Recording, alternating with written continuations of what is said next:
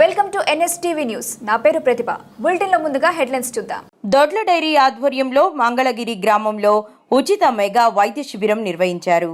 ఈ సందర్భంగా రైతులకు హరిహర వెట్ కేర్ సంస్థ ఎండి లక్ష్మీరెడ్డి ఆధ్వర్యంలో ఫీడ్ సప్లిమెంటరీ రైతులకు ఉచితంగా అందజేయడం జరిగినది.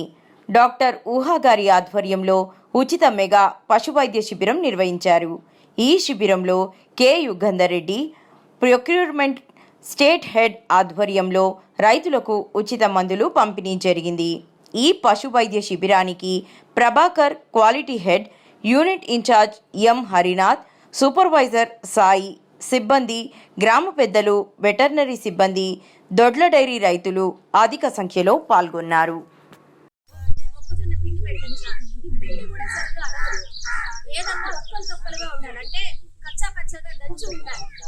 దాని నేచర్ ఏంటంటే ఏదైనా ఆహారం మళ్ళీ అది రోడ్లో పెట్టుకొని నెమరు వేసుకొని దానిలో ఉండే లాలాజలం ఆహారంలో సగం శాతం జీవము నోటిలో ఉంటుంది, మిగిలింది కడుపులో ఉంటుంది.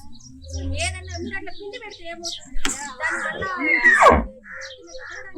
పిండి మొత్తం పూర్తిగా ఆ పిండి వెళ్ళిపోతుంది. కాబట్టి ఆ పిండి పదార్థాలు మనం ఏమి ఇవ్వకూడదు. ఇదంతా పిండిలన్నీ నానబెట్టి ఇవ్వడము, దీనివల్ల ఇన్స్టెంట్ ఎనర్జీ తప్పితే మనకు దానివల్ల వెంటనే పాలు ఇస్తుంది అన్న ఉద్దేశంతో పెడతాం. బట్ ఇది ఎప్పటికన్నా ఆరోగ్యానికి చాలా రకాల రోగాలు రావడం. సో మనం ఏదన్నా కూడా మొక్కలు తప్పదుగా కంప్లీట్ న్యూట్రిషన్ మనకు 16-18% ప్రోటీన్ ఉంటుంది. మనకు వీటిలో ప్రోటీన్, ఫ్యాట్, మనకు కార్బోహైడ్రేట్లు ఇవన్నీ సమతుల్యంగా ఉంటేనే దాన్ని కంప్లీట్ ఉందంట. అవన్నీ కంప్లీట్ అందితేనే ఆరోగ్యంగా ఉంటుంది. ఇది మామూలుగా ఇచ్చిన దానికంటే కూడా ప్రోటీన్ పర్సంటేజ్ ఒక 2% కానీ అదనంగా చూలు ఉన్నప్పుడు అలాగే పాలు ఇచ్చేటప్పుడు ఇవ్వాల్సి ఉంటుంది. ఎందుకంటే మనం చూలు టైంలో కానీ పాలు ఇచ్చే సమయంలో కానీ ఎక్కువ అవసరం అవుతుంది. శక్తి, వైటమిన్ ఏ, ఖనిజాలు ఇవన్నీ ఎక్కువ అవసరం ఉంటుంది. కూడా మనకు ప్రెగ్నెంట్ గా ఉన్నప్పుడు అవసరం. అందులో 7 నుంచి 9 నెలల ఎక్కువ శాతం పెరుగుదల ఎక్కువ ఉంటుంది. 7 నుంచి 9 నెలల వరకు మనం ఎక్కువగా మంచి పౌష్టికాహారం మనకు పెట్టాలి. మనకు ఇప్పుడు ఏం చేస్తున్నారంటే మీరు గడ్డి వేస్తుంది అంటే పచ్చిమేత మీరంతా తింటుందంట. ఈ ఉద్దేశంలో పచ్చిమేత ఏంటంటే గడ్డి. ఈ గడ్డిలో ఎటువంటి ఉండదు. మనకు మెయిన్ గా పోషకాహారం ఎక్కడ దొరుకుతుంది అంటే సరైన పద్ధతిలో ప్రోటీన్, ఫ్యాట్, కార్బోహైడ్రేట్ ఉంటేనే దాని పౌష్టికాహారం అంటే ఇవన్నీ గడ్డలో ఎక్కడ ఉంటుందంటే గడ్డి మొక్కలలో ఉంటుంది.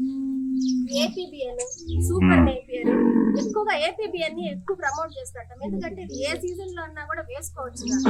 ఇటువంటి గడ్డి మొక్కలు కానీ మీరు నాటుకొని మీకు ఎంతో కొంత పొలం ఉంటుంది, ఆవులు పెట్టుకున్నాడు 4 ఆవులకు 5 ఆవులకు కానీ కనీసం ఒక గుంటలో మీరు పచ్చి మేతలు కానీ పెంచుకోగలిగి వాటి కానీ కట్ చేసి వేయగలిగితే మీరే చూస్తారనమాట పాల దిగుబడి బాగా పెరుగుతుంది.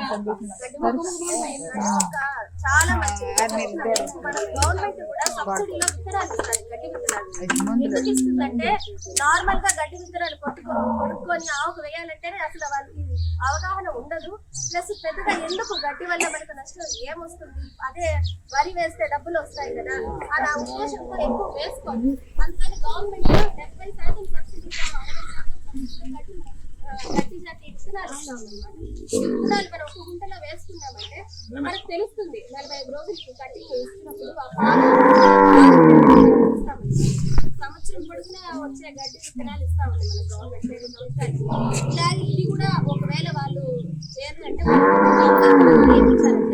ఎవరైతే గడ్డి మొక్క పెంచుకుంటారో వాళ్ళకి ఉపాధి హామీ పథకం కింద సంవత్సరం పొడుగునా ఒక ఎకరా 40,000 ఇస్తాం. ఏం చేయనక్కర్లేదు, గడ్డి ఎవరికి అమ్ముకోనక్కర్లేదు. జస్ట్ నీ పశువులకి గడ్డి మొక్క పెడితే చాలు. దీన్ని ప్రమోట్ చేయడానికి గవర్నమెంట్ నీకు అదనంగా 40,000 ఇస్తాము, గడ్డి మొక్క నాటుకొని చూపించండి అంటాము. మెయిన్ ఉద్దేశం ఏంటంటే పాల ఉత్పత్తి పెరగడానికి పచ్చిమేత అనేది చాలా కీలకం. ఈ వైపు ఎక్కువ పచ్చిమేత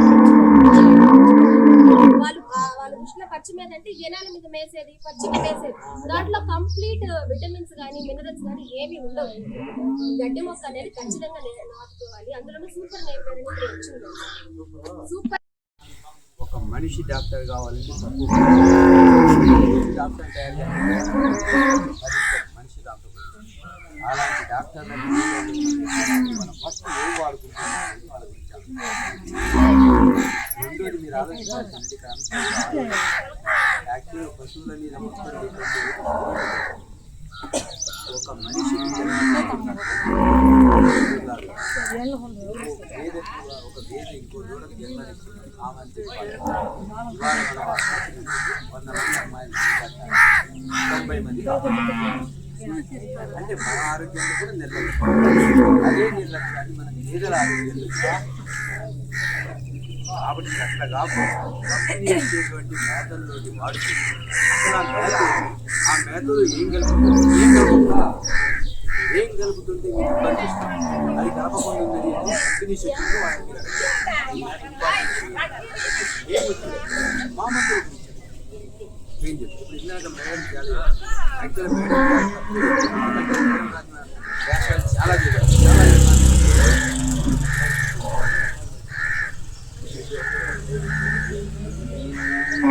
చేసేది ఎప్పుడైతే మీరు పాడి పరిశ్రమ సిటీలో ఉంటే 100 రకాల జాబులు ఉంటాయి, పల్లెటూళ్ళలో ఉండే ఆప్షన్ ఉంది. ఆ పాల కోసం కంపెనీ వాళ్ళు కంపెనీ ఇచ్చే మీరు వాడాలి, ఏ టైంలో ఎట్లా వాడాలి, సో మీరంతా కూడా ఇవన్నీ కూడా